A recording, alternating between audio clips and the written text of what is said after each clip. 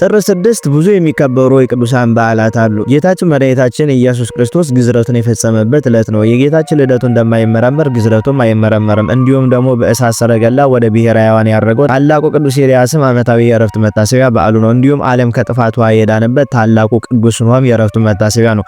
የቅድስት አርሴማም ልደቷ ነው። እንዲሁም ደግሞ ከቅዱሳን ሁሉ ታላቅ የሆነው ከ318 ቅዱሳን የተቆጠረው ቅዱስ ኤፍሬም ሶርያዊን ያስተማረው ከከቢነ እሳት ማዕረግ ከቅድስና ከደገኘው ማዕረግ የደረሰው በአራተኛው መቶ ክፍለ ዘመን የመጀመሪያውን የነዳያንን ሆስፒታል ያሰራው እንዲሁም ምዕመናንን ከዲያብሎስ ከአጋንንት ሴራ ነፃ ያወጣቸው በሕይወቱ ሳይሆን በሞቱ የምዕመናንን ኃጢአት የደመሰሰው ታላቁ አባት ቅዱስ ባስልዮስ ዘቂሳርያም ዓመታዊ የዕረፍት መታሰቢያ በዓሉ ነው። በስመ አብ ወወልድ ወመንፈስ ቅዱስ አሐዱ አምላክ። ውድ የዩቲዩብ ተከታታይ ቤተሰቦቼ በያላችሁበት ሰዓት አቆጣጠር እንደምን አላችሁ? እግዚአብሔር ይመስገን እኔ ደህና ነኝ። ለቤቱ አዲስ የሆናችሁ ሰብስክራይብ በማድረግ እንደተለመደው ቪዲዮን ደግሞ ላይክ በማድረግ ጀምሩት። ወደ ቅዱሳኑ ታሪክ እንለፍ። መጀመሪያ የምንመለከተው በዓለ ግዝረትን ነው። በዓል ማለት በቆሙ ክብር መታሰቢያ እንደማለት ነው።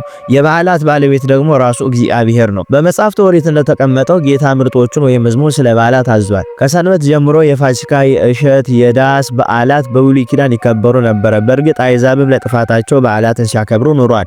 ዛሬም ቀጥለዋል። በዓላት በአዲስ ኪዳንም ቀጥለዋል። የቅዱሳን ሐዋርያት ሊቃውንት ቀኖናዎች መሰረት አድርገን ቤተክርስቲያን በዓላትን ታከብራለች። እነዚህም ከጊዜ ወይም ወቅት አንጻር የሳምንት፣ የወርና የዓመት በዓላት ተብሎ ሲታወቁ ከተከባሪዎቹ አንጻር ደግሞ የጌታ በዓል፣ የእመቤታችን በዓልና የቅዱሳን ተብሎ ይከፈላሉ። ጌታ በዓላትን አክብሩ ያለን ስራ እንድንፈታ ሳይሆን ለአምልኮ እንድንተጋና የጽድቅ ተግባራትን እንድናከናውን ነው። ስለዚህም በበዓላት መልካም ስራ ይሰራል እንጂ ተተኝቶ አይዋልም። የጌታችን በዓላቱ 18 ሲሆኑ 9ኙ አበይት 9ኙ ደግሞ ንዑሳን ተብሎ ይታወቃሉ፣ ይከፈላሉ። ሁሉም ለኛ የድነት ስራ የተፈጸመባቸው ናቸው። የጌታ አበይት በዓላት የሚባሉት አንደኛ ጽንሰቱ ወይም ትስብእቱ፣ ሁለተኛ ልደቱ፣ ሶስተኛ ጥምቀቱ፣ አራተኛ ዑደተ ሆሳዕናው፣ አምስተኛ ስቅለቱ፣ ስድስተኛ ትንሳኤው፣ ሰባተኛ ዕርገቱ፣ ስምንተኛ በዓለ ጰራቅሊጦስና ዘጠነኛ በዓለ ደብረ ታቦር ናቸው። ንዑሳን በዓላቱ ደግሞ አንደኛ ስብከት፣ ሁለተኛ ብርሃን፣ ሶስተኛ ኖላዊሄር፣ አራተኛ ጌና፣ አምስተኛ ግዝረት፣ ስድስተኛ በዓቱ ወይም በዓለ ስምዖን፣ ሰባተኛ ቃና ዘገሊላ፣ ስምንተኛ ደብረ ዘይትና ዘጠነኛ በዓለ መስቀል ተብሎ ይታወቃሉ። ከነዚህም አንዱ በዓለ ግዝረት ሁሌም በየዓመቱ ጥር 6 ቀን ይከበራል። መድኃኒታችን ለኛ ሲል በተዋሃደው ስጋ ማርያም ሕግን ሁሉ ፈጽሟል። ራሱ ሰራይ ሕግ እንደሆነ ሁሉ ፈጻሚ ሕግም ተብሏል። ለአብርሃም ባዘዙ ዘፍጥረት 17:9 መሰረት በተወለደ በ8ኛው ቀኑ ተገርዟል። ስሙንም ኢየሱስ ወይም መድኃኒት ብለውታል። ሉቃስ 2:21 ነገር ግን የተገረዘው እንደ ፍጡር በምላጭ ወይም በስለት ሳይሆን በኪነ ጥበቡ ነው። ማርያም ግዝር እንዲሉ አበው ልደቱ እንደማይመረመር ሁሉ ግዝረቱም አይመረመርም። ለኛ ሲል ሁሉን የሆነ መድኃኒታችን ክርስቶስ ለፍቅሩና ለክብሩ ያብቃን። ከበረከተ በዓለ ግዝረቱም አይለየን። አሁን ደግሞ ወደ ጻድቁ ሆኖ ታሪክ እንለፍ። የዚህን ታላቅ ቅዱስ ሰው ክብር የሚያውቅና የሚያከብረው ሁሉ ንዑድ ነው። አባታችን ነው። ዛሬ በዓለም የሚመላለሰው ሰው ሁሉ አባት ነው። ደግ ጻድቅና ነብይ ሰው ነው። ከአባታችን አዳም 10ኛው ጻድቅ ሲሆን ከ15ቱ አበው ነቢያት አንዱ ነው። ከአባቱ ከላም ተወልዶ በደብረ ቅዱስ አድርጎ ንጽሐ መላእክትን ገንዘብ አድርጎ ለ500 ዓመታት በድንግልና ኑሯል። በእነዚህ ጊዜያትም አጽመ አዳምን እየጠበቀና መስዋዕትን ለልዑል አምላክ እየሰዋ ያመልክ ነበር። የሴት ልጆች ከቃየል ልጆች ጋር ተባብረው ዓለም በረከሰች ጊዜም በእግዚአብሔር ፊት ጻድቅ ሆኖ ተገኝቷል። ከሚስቱ እናታችን አይከል ወይም አምዛራ ጋር 3 ጊዜ አብሮ አድሮ ሴም፣ ካም፣ ያፌትን ወልዷል። የጥፋቷ በመጣ ጊዜም የእመቤታችን ምሳሌ በሆነች መርከብ ድኗል። ከመርከብ ወጥቶም ከጌታ ጋር በቀስተ ደመና ምስክርነት ቃል ኪዳን ተጋብቷል። ከዚያም ዓለምን ለ3 ልጆቹ አካፍሎ ለ350 ዓመታት በበጎ አምልኮ ኑሯል። በዚህ ቀንም እድሜ ጠግሞ በ950 ዓመቱም አርፏል። የአባታችን የኖህ በረከቱ ይደርብን፣ አሜን። አሁን ደግሞ ወደ ታላቁ ቅዱስ ኤልያስ ታሪክ እንለፍ። ቅድስት ቤተክርስቲያን ከሊቀ ነቢያት ቅዱስ ሙሴ ቀጥላ ቅዱስ ኤልያስን ታከብራለች። በሰነቢያት የነቢያት ራስን ትሏለች። እርሱ ሰማይን የለጎመ እሳትን ያዘነበ ፍጥረትን በቃሉ ያዘዘ አባት ነውና። ይህስ እንደምን ነው ቢሉ ቅዱሱ ትውልዱ ወይም ነገዱ ኢዮርብዓም ነጥሎ ከወሰዳቸው ከእስራኤል 10ሩ ነገድ ሲሆን አባቱ ኢያስንዩ እናቱ ደግሞ ቶና ይባላሉ። በጎ አምልኮ ነበራቸውና እግዚአብሔር ማኅፀነ ቶናን ቀድሶ ይህንን ቅዱስ ፍሬ ፈጠረ።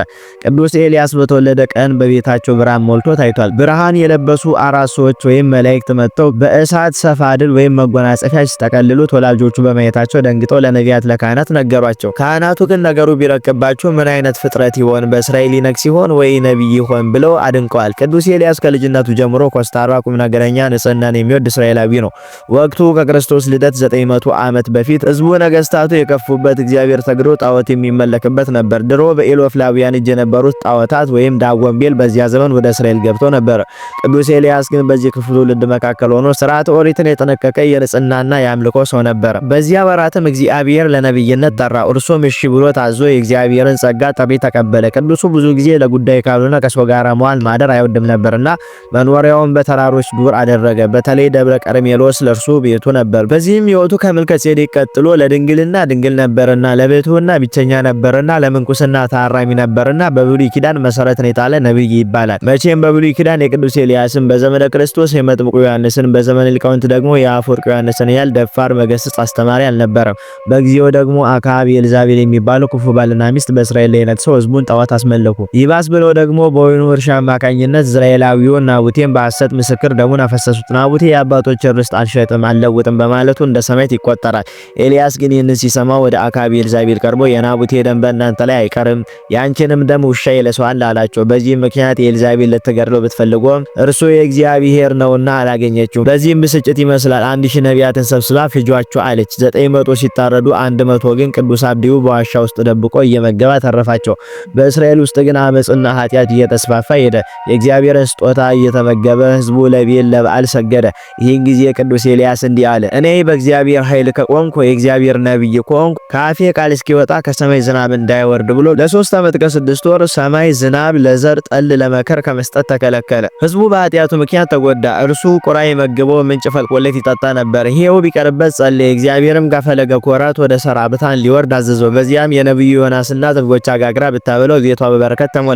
ልጇ ህፃኑ ዮናስ ቢሞትም በጸሎቱ አስነሳለት። ቀጥሎም 7 ጊዜ በትጋት ጸልዮ ለ3 ዓመት ከ6 ወር የዘጋውን ሰማይ ከፍቶታል። ህዝቡም ዕለቱን ከበረከቱ ቀምሷል። ከዚህ አስቀድሞ ግን ከኤልዛቤል 850 ነቢያት ሐሰትና ካህናት ጣዖት ጋር ተወዳድሮ አሸነፋቸው። መስዋዕት ሰውተው የእርሱን ብቻ እሳት ከሰማይ ወርዳ በልታለታለች። ህዝቡም 850 ሐሰተኛ ነቢያት በወንዝ ዳር በሰይፍ መቷቸዋል። ይህንንም የሰማች ኤልዛቤል ትገድለው ዘንድ አሳደደችው። ኤልያስም አቤቱ ከአባቶች አልበልጥምና ውሰደኝ ብቻዬን ቀርቻለሁና ብሎ ቢጸልይ እግዚአብሔር ለጣዖት ያልሰገዱ 7000 ሰዎችን እንዳተረፈ እርሱንም ወደ ብሔረ ሕያዋን እንደሚወስደው ብስራትን ነገረው። ደክሞ ተኝቶ ሳለም ቅዱስ መልአክ ወይም ቅዱስ ሚካኤል ቀስቅሶ ታየው። እንጎቻ በአገልግል ውሃ በመንቅል አቅርቦ ብላ ጠጣ አለው። በላ ጠጣ ተኛ። እንደገና ቀስቅሶ አበለው። በሶስተኛው ግን ብላ እስክትጸግብ እስመ ሩቅ ፍኖትከ ወዳና ሩቅ ነውና እስክትጠግብ ብላ አለው። ኤልያስም ለ40 ቀናት ያለ ምግብ ተጉዟል። ከዚያም በኋላ ምድራዊ ብስትን አልተመገበም። እግዚአብሔር አክዓብና ኤልዛቤልን ከተበቀላቸው በኋላ ቅዱስ ኤልያስ በክፋተኞች ላይ 2 ጊዜ እሳትን አዝንቧል። የሚያደርግበት ጊዜ ሲደርስም ደቀ መዝሙሩ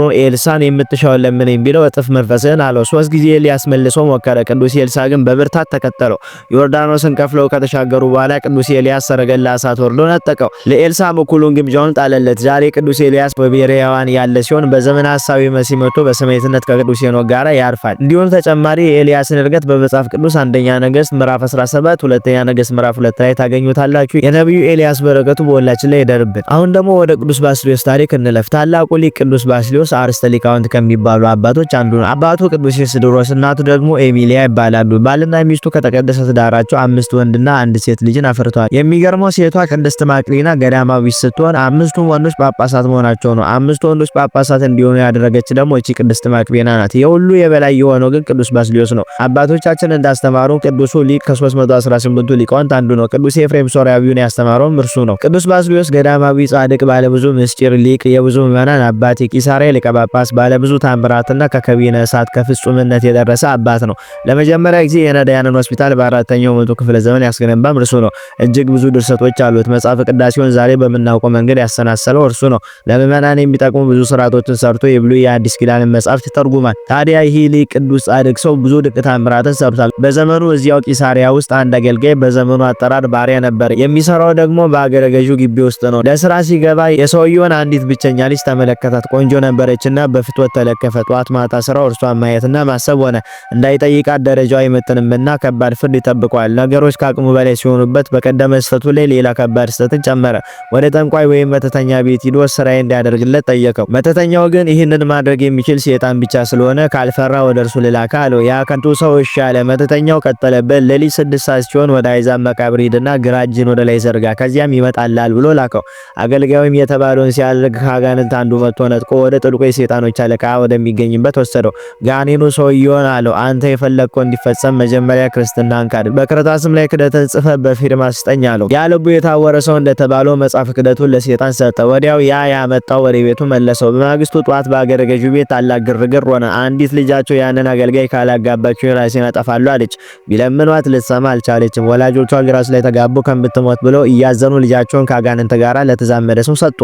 እነርሱ ተጋብተው ኑሯቸውን ቀጠሉ። ወላጆቻቸው ግን የአንድ ልጃቸው ነገር እንዲህ በዋዛ ሊተውት አልወደዱምና ጾሙ፣ ጸልዩ፣ ተማለሉ። በእንዲህ ባለው ሁኔታ ብዙ ዓመታት አለፉ። ወላጆቿ ግን ተስፋ አልቆረጡምና እግዚአብሔር ሴጣን የቀማትን ማስተዋል መለሰላት። አንድ ቀን ባሏን ጠርታ ቤተ ክርስቲያን ተሳልመ ቆርበ ስመ እግዚአብሔርን ጠርታ አማትበህ ታውቃለህ አለችው። እርሱም በጭራሽ አላውቅም አላት። ለምን ብትለው የሆነውን ሁሉ ዘርዝሮ ነገራት። በጣም ከመደንገጧ የተነሳ ምድር ከዳት። ለረጅም ሰዓት አለቀሰች። ከሴጣን ጋር ተጋብታ የኖረች ያህል ስታስበው አንገፈገፋት። ሰውነቷም ተስፋ ቆረጠ። ወዲያው ግን በህሊናዋ አንድ ሐሳብ መጣላት። ያ ታላቅ የእግዚአብሔር ሰው ከሴጣን ባርነት ሊገላግለኝ ይቻላል አለች። ፈጥና ወደ ቅዱስ ባስልዮስ ዘንድ ሄዳ ከእግሩ ስር ወድቃ አለቀሰች። እርሱም ልጄ ሆይ አይዞሽ፣ በእግዚአብሔር ዘንድ ሁሉ ቀላል ነው፣ ሂጂና ባልሽን አምጪ አላት። ሄዳ አመጣችው። ቅዱስም ያን ሰው መዳን ትፈልጋለህ አለው። ሰውየው መልሶ ያችን ደብዳቤ መመለስ የሚቻል ቢሆንማ እፈልግ ነበር አለው። ቅዱስ ባስልዮስም ሴቷን ሂጂና ጸልይ፣ ከ40 ቀን በኋላ ትመጫለሽ ብሎ አሰናበታት። በሴጣን ባርነት የተያዘው ያ ሰው ግን ወደ ራሱ በዓት ወስዶ አስገባውና በአራት አቅጣጫ መስቀል አተመው። ትንሽ ምግብ ሰጡት። ከ3 ቀን በኋላ እመጣለሁ ብሎት ሄደ። ቅዱሱም ያለ እረፍት ይጋደል ጀመረ። በ3ኛው ቀን መጥቶ እንዴት ነው አለው። አባት ያጋንንት አሰቃዩኝ አለው። አይዞ ብሎት ወጣ። በ6ኛው ቀን መጥቶ አሁንስ አለው። አባ ስቃዩ ቀረልኝ፣ ግን ደብዳቤውን እያሳዩ ያስፈራሩኛል አለው። በርታ ብሎት ሄደ። በ9ኛው ቀን ተመልሶ ደግሞ አሁንስ አለው። አባት የምስጋና ለፈጣሪ ከአካባቢው እየራቁ ነው አለው። እንዲህም በሶስት ቀናት እየተመላለሰ ለ13 ጊዜ ጠየቀው። በ39ኛው ቀን መጥቶ ዛሬ ምን አየ ቢለው አባ አጋንንትን ከእግር በታች ስትረግጣቸው አየው አለው። ቅዱስ ባስልዮስም በ40ኛው ቀን ደውል ደውሎ መነኮሳት፣ ካህናት፣ ምዕመናንን ሰብስቦ ያን ሰው ከመሃል ቆሞ እግዚኦ በሉ አላቸው። ሕዝቡም እግዚኦታውን ሲፈጽሙ ከሰማይ ታላቅ ድምጽ ተሰማ። ቀና ሲሉ ያቺ የክህደት ደብዳቤ ሁሉ እያዩት ከመካከላቸው ወደቀች። በዚያችን ቦታ ታላቅ እልልታ ሐሴት ተደረገ። ቅዱሱ በጸሎት ለ40 ቀናት ከእንቅልፍ ከምግብ ተከልክሎ ያችን ነፍስ ከሴጣን ከአጋንንት ስራ ማረከ። የሕዝቡንም ሃይማኖት አጸና። በዚያውም ቅዳሴ ቀድሶ ሕዝቡን አቁርቦ አሰናበታቸው። ባልና ሚስቱን ባርኮ በፍቅር ይኖሩ ዘንድ አሰናበታቸው። ታላቁ ሊቅም ተጋድሎውን ፈጽሞ ጥር 6 ቀን አርፏል። አምላከ ቅዱስ ባስልዮስ እኛንም ከኃጢአት ማሰሪያ ፈቶ ከአጋንንት ሴራ ይሰውረን፣ ከሊቁም በረከትን ያሳትፈን። ቤቱ ሰብስክራይብ በማድረግ አሳድጉት፣ ደግፉት። ይቆያል።